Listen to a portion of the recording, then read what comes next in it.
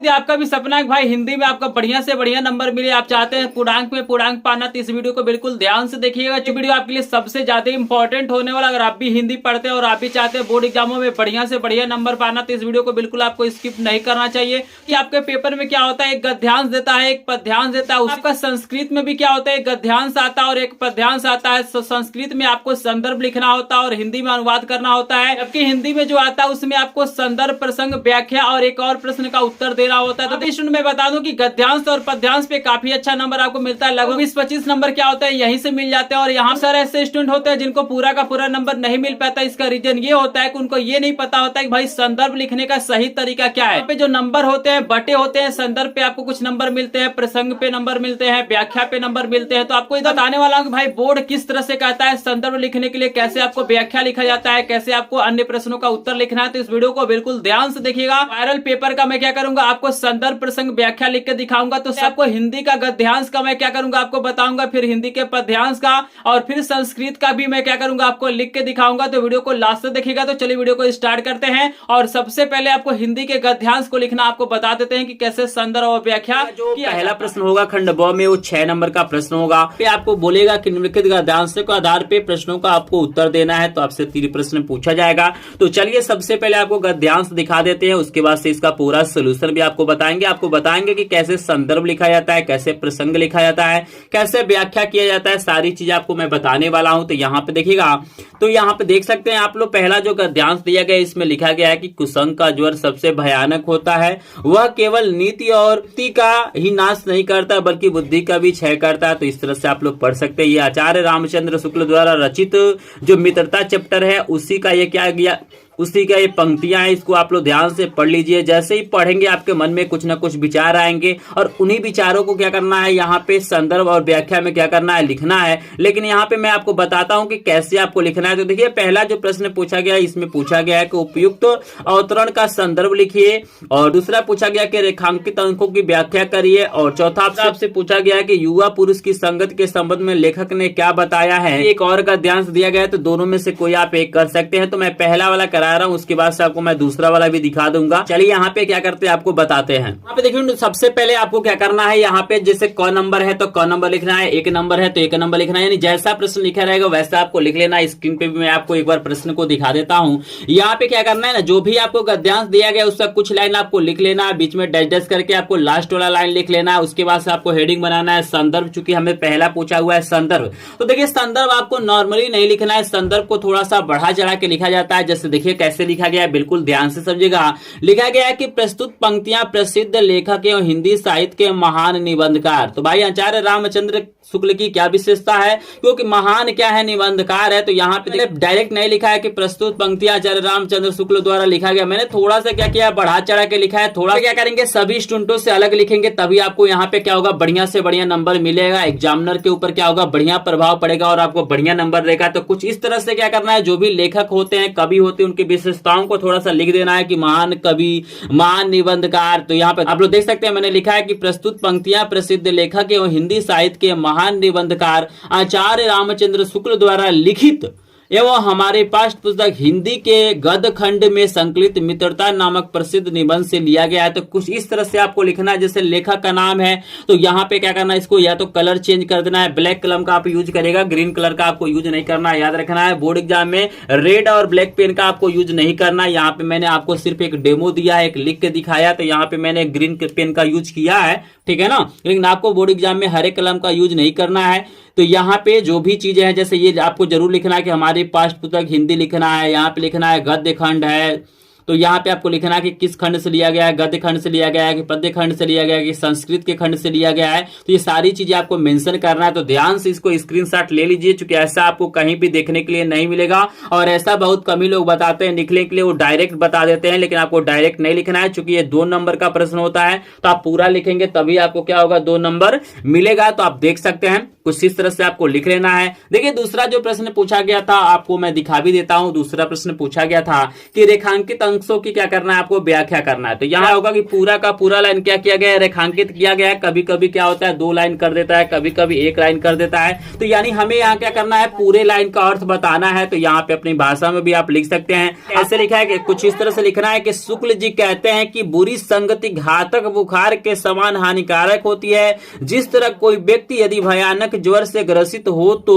वह ज्वर उसके शरीर और स्वास्थ्य को नष्ट कर देती है तथा कभी कभी प्राण भी ले लेती है, उसी प्रकार बुरी संगति हमारे नैतिकता, सदाचार, मन तथा बुद्धि को भी नष्ट कर देती है। तो कुछ इस तरह से क्या करना, आपको रेखांकित अंशों की व्याख्या कर लेना है। अगर आपको नहीं आता है करना तो आप अपनी भाषा में उन पंक्तियों को पढ़ के लिख सकते हैं, कोई इशू नहीं है। लेकिन आपको हेडिंग जरूर बनाना कि रेखांकित अंशों की व्याख्या। उसके बाद स्टार्टिंग में जरूर लिखना है कि महान निबंधकार शुक्ल जी कहते हैं, चाहे महान कवि जो भी नाम वो कहते हैं कि, ठीक है ना, डायरेक्ट आपको नहीं लिखना है, ठीक है। तो आपको लिख सकते हैं कि लेखक कहते हैं कि, ये सारी चीजें आप ध्यान रखते हैं तो आपको पूरा का पूरा नंबर मिलता है। यहाँ पे स्क्रीन पे आपको एक और प्रश्न दिखाई दे रहा होगा। यहाँ पे पूछा गया है कि भाई युवा पुरुष के संगत के बारे में लेखक ने क्या बताया है। तो इसका भी उत्तर आप लोग देख सकते हैं।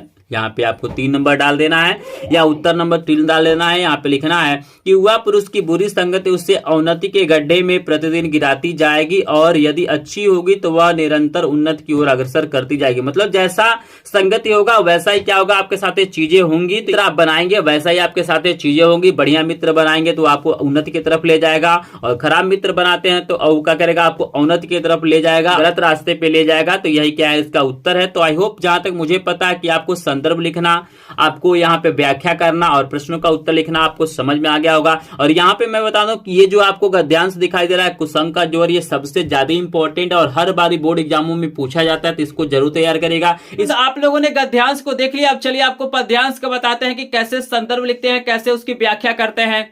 आपके बोर्ड एग्जाम में आएगा, वो बोलेगा कि भाई निम्नलिखित पदांशों पर आधारित प्रश्नों का आपको उत्तर देना। जैसे गद्यांश पे आधारित था, ये पद्यांश पे आधारित होगा, ये भी 6 नंबर का होगा। 3 प्रश्न इसमें से पूछा जाएगा। तो पहला देख सकते हैं, पहला जो आपको यहाँ पे पद्यांश दिया गया, चरण कमर बंदो हरि राई जाकी कृपा पंगु गिरी लांघे, ये दिया गया। तो इसको आप लोग पढ़ लीजिएगा। यहाँ पे पहला संदर्भ पूछा गया है, दूसरा आपको रेखांकित अंशों की व्याख्या पूछा गया है, और तीसरा आपको यहाँ पे अलंकार पूछा गया कि भाई जो पंक्ति दिया गया इसमें कौन सा अलंकार होगा। तो इसका मैं सोल्यूशन आपको करा देता हूँ। इसके अलावा अथवा करके भी एक और यहाँ पे पद्यांश देगा, तो उसको मैं लास्ट में अभी दिखा दूंगा। पहले इसका मैं सोल्यूशन आपको करा दूं।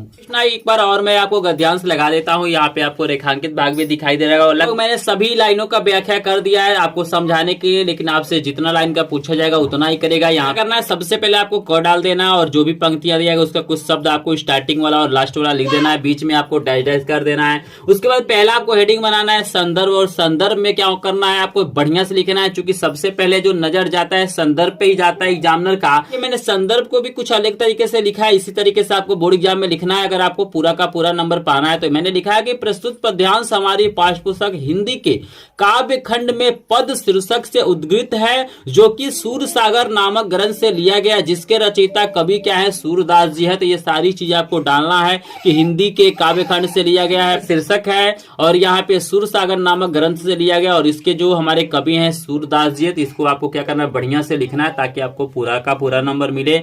इसके बाद जो अगला प्रश्न पूछा गया था, वो हमसे पूछा गया कि रेखांकित अंशों की व्याख्या करिए। तो यहाँ पे देखिए आपको ख नंबर डाल देना है, और यहाँ पे हेडिंग बनाना है रेखांकित अंशों की व्याख्या। तो यहाँ पे देखिएगा बहुत बड़ा मैंने क्या किया है, थोड़ा सा व्याख्या किया है। मैंने पूरे लाइन का व्याख्या कर दिया आपको समझाने के लिए, लेकिन आपको जितना पूछेगा उतना ही लिखिएगा। यहाँ पे मैं आपको पढ़ के सुना देता हूँ। यहाँ पे लिखा गया कि भक्त शिरोमणि, देखिएगा ध्यान से देखिएगा, आपको जब भी सूरदास से संबंधित पूछेगा तो आपको लिखना है कि भक्त शिरोमणि सूरदास जी श्री कृष्ण के चरणों कमलों की महिमा का वर्णन करते हुए कहते हैं कि हे प्रभु, मैं आपके चरणों की जो कमल के समान कोमल है वंदना करता हूँ। इनकी महिमा अपरंपार है, जिसकी कृपा से लंगड़ा व्यक्ति पर्वतों को लांघ सकता है और अंधा व्यक्ति सब कुछ क्या कर सकता है, देख सकता है, यानी दिखाई देने लगता है। बहरे को सुनाई देने लगता है, गूंगा बोलने लगता है, और गरीब व्यक्ति राजा बनकर अपने सिर पर छत्र धारण कर लेता है। सूरदास जी कहते हैं कि हे कृपालु और दयालु प्रभु, मैं आपके चरणों का क्या करता हूँ, बार बार क्या करता हूँ,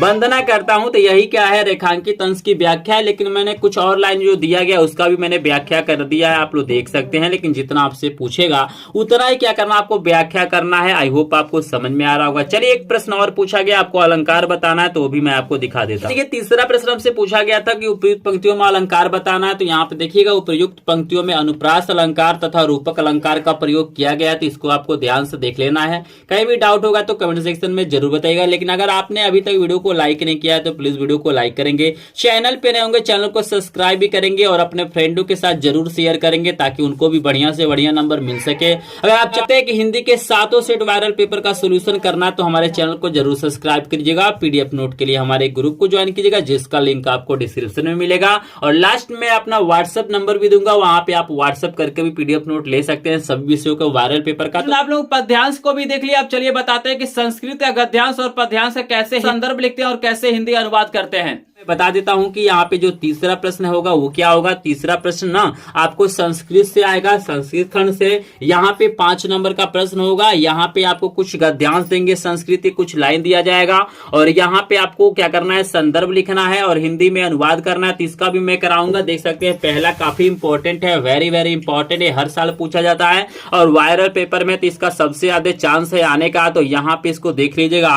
यहाँ पे वाराणसी सुविख्याता प्राचीन नगरी वाला है, तो इसको आपको ध्यान से देखना। इसके अलावा भी एक और दिया गया देख सकते हैं, तो ये भी देख लीजिएगा। इसका भी संदर्भ मुझे आप लोग कमेंट सेक्शन में बताइएगा। चलिए हम पहले का आपको करा देते हैं। देखिए ना, सबसे पहले आपको उत्तर डाल लेना और यहाँ पे जो पंक्तियां दिया गया उसका स्टार्टिंग का और लास्ट का कुछ शब्द आपको लिख लेना। उसके बाद हेडिंग बनाना है संदर्भ। और संदर्भ में देखिए आपको इसमें बहुत ज्यादा नहीं लिखना होता, इसमें लेखक वगैरह का नाम तो लिखना नहीं होता है, लेकिन कुछ चीजें आपको लिखना होता है तभी आपको पूरा का पूरा नंबर मिलता है। जैसे यहाँ पे आपको लिखना है कि प्रस्तुत गद्यांश हमारी पाठ्य पुस्तक हिंदी के संस्कृत खंड, ये जरूर लिखिएगा, हिंदी के संस्कृत खंड के वाराणसी पाठ से उद्गृत है या लिया गया। तो इसको आपको ध्यान से देखना है, ठीक है, इंपॉर्टेंट है। तो ये जो भी शब्द है इसको क्या करना, आपको कलर चेंज कर लेना है। आई होप आपको समझ में आ रहा होगा। चलिए आपको इसका हिंदी अनुवाद भी करा देते हैं। तो आपको नेक्स्ट हेडिंग बनाना है हिंदी अनुवाद, आपको 5 नंबर पूरा का पूरा मिलेगा। इसमें लिखा गया है कि भाई वाराणसी बहुत प्रसिद्ध पुरानी नगरी है, यह स्वच्छ एवं पावन जल की लहरों वाली गंगा के किनारे पर स्थित है। उसके घाटों की घुमावदार आकार वाले कतारें उज्जवल चंद्रमा की सफेद चांदनी में बहुत सुंदर लगती हैं।